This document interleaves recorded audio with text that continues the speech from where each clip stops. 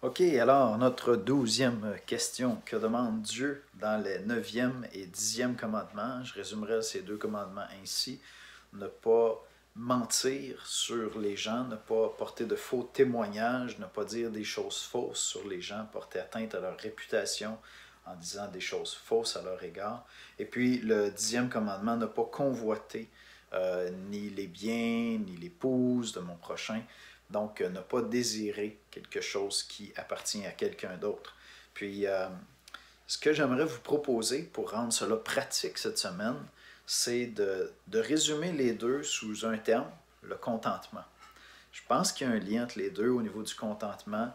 Lorsque je fais de la médisance, quand je rends un faux témoignage, quand je dis des choses fausses sur quelqu'un, à quelque part, c'est comme si je ne suis pas satisfait de soit de son traitement vers moi, soit de ma condition et je sens le besoin de descendre quelqu'un. Et évidemment, le contraire de convoiter, c'est être content, se contenter de ce que Dieu nous a donné, être reconnaissant.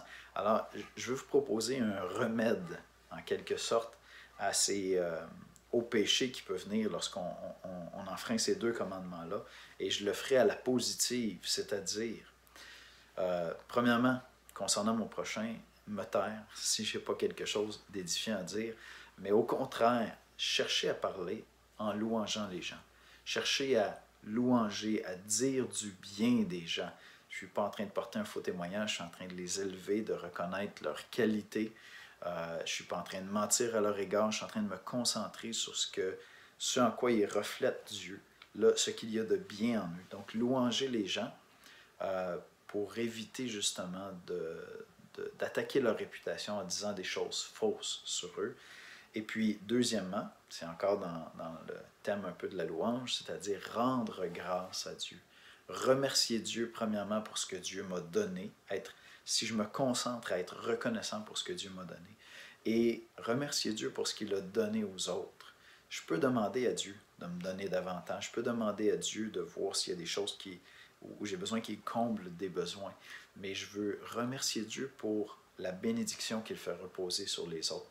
Donc, c'est tout le côté positif de louanger les autres, de remercier Dieu, d'être content de ce que Dieu m'a donné, rendre grâce constamment pour tout ce que Dieu m'a donné, les relations, les amitiés, les biens matériels, mon épouse, euh, et euh, même remercier Dieu pour le bien qu'il fait aux gens autour de moi. Remercier Dieu d'avoir pourvu à leurs besoins comme il le fait d'une manière extraordinaire.